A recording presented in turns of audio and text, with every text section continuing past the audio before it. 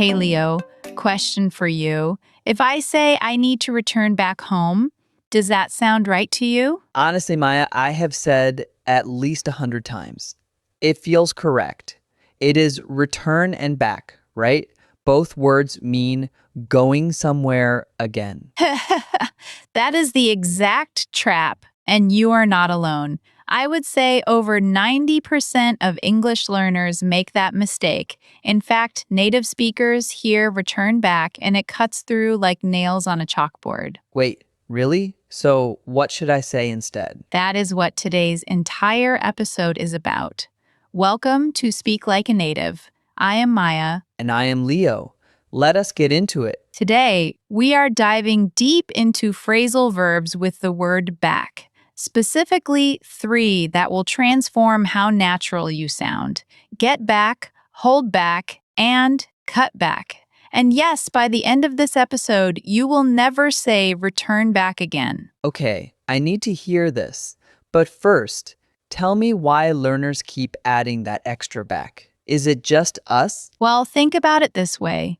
In many languages, the word for return already implies movement backwards. So when a Spanish speaker says regresar de volta, that double meaning feels normal. A Chinese speaker might say fan fui shu, again, 2 movement words. So when you transfer that pattern into English, your brain wants to say return back because it feels complete. Oh, I get that. It is like a safety thing. Exactly. But in English, return already contains the idea of going back. Adding back is like saying go forward ahead. It is redundant. Native speakers just say return, or if they want the back feeling, they use a phrasal verb. Okay, so what do we say instead of I return back to my hometown? You say I returned to my hometown. Or better yet, I went back to my hometown. Notice how went back sounds totally natural? Because go back is a real phrasal verb. Oh, so that is the trick. Stop saying return back and start saying go back or get back. You are already getting it. And speaking of get back, let us start there. That is our first phrasal verb today. All right, hit me. What does get back really mean? So, get back has a few meanings, but the most common one is to return to a place or activity after being away. Imagine you are at the gym and you stopped going for 2 months. What do you say? I need to get back to the gym. Is that right? Perfect. You are spot on. I need to get back to the gym. Or a colleague who was on vacation. What do you say? Welcome back. It is good to have you get back. So close. You would just say welcome back or glad you are back. Get back works better when you are talking about returning to an activity you stopped. So your colleague would say, I need to get back into the routine. Okay, I see. So get back is about returning to something that was interrupted. Give me another example. Picture this. You have been procrastinating on a big project.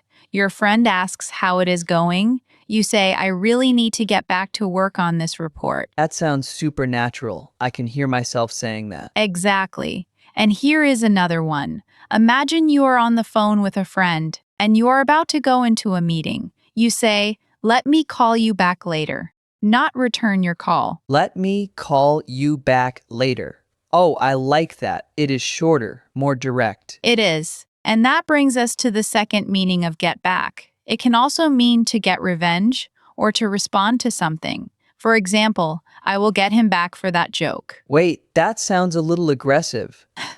It can be, but in a playful way. If your friend hides your phone as a joke, you say, just wait, I am going to get you back. It means you will do something similar in return. Okay, that is friendly revenge. I can work with that. Now let us move to our second phrasal verb, hold back. Leo, what do you think hold back means? Honestly, Maya, I always thought it meant physically holding something, like holding a door open. That is a great guess, and you are partially right. Hold back can mean physically restraining. For example, the police held back the crowd.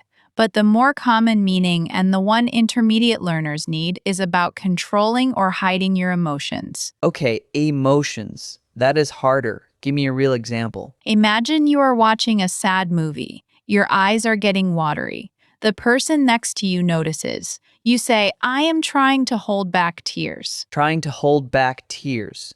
That is beautiful. You are literally stopping the tears from coming out. Yes, and the same structure works for many emotions. She could not hold back her laughter during the meeting. He held back his anger even though he was furious. What about in a conversation? If I want to say something but I am afraid to say it? Then you are holding back. For example, why are you holding back? Just tell me what you think. Oh, that is exactly what I need. I tend to hold back when I am in group discussions. I have ideas, but I do not say them. And that is a perfect sentence. I tend to hold back in group discussions. That is advanced level usage right there. Really, that sounds native? That sounds completely native. But here is the part that surprises most people. Hold back can also be positive. Positive? How? Think about savings. I held back some money for emergencies. You are keeping it in reserve. Or in sports, the coach held back the star player until the second half.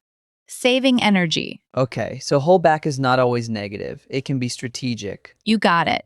Now let us move to our third phrasal verb. This one is a favorite for people trying to save money or be healthier. I am listening. Is it cut back? Exactly. Cut back means to reduce something, usually spending, consumption, or habits. So if I am spending too much on coffee every day, You say, I need to cut back on coffee, or I am trying to cut back on my spending. okay, cut back on coffee. That is so practical. I am literally going to say that tomorrow when I go to Starbucks. And it works for anything. My doctor told me to cut back on sugar. We are cutting back on screen time. The company is cutting back on travel expenses. Wait, can I say cut down instead of cut back? I hear people say both. Great question. Cut back and cut down are very similar, but there is a small difference. Cut back often implies reducing an ongoing habit. Cut down can imply eliminating entirely over time. For example, I am cutting down on smoking might mean I am trying to quit. I am cutting back on smoking means I am reducing how much I smoke, but maybe not quitting. Ah, so subtle. Native speakers just know this without thinking. Exactly. And now, here is the big mistake I want you to avoid. Leo, try to make a sentence using cut back that sounds natural. Okay, I need to cut back the amount of money I spend. Good try, but you missed the preposition. In English, we say cut back on something. You need the word on. Cut back on the amount of money I spend. So it is cut back on. Exactly. This is the most common error with cut back.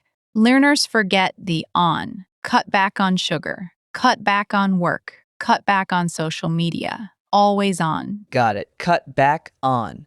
I will remember that. And the same for cut down. Cut down on. Both take on. Okay, I need to practice these. Let me try all three in one story. Here goes. I have been eating too much junk food and I stopped going to the gym.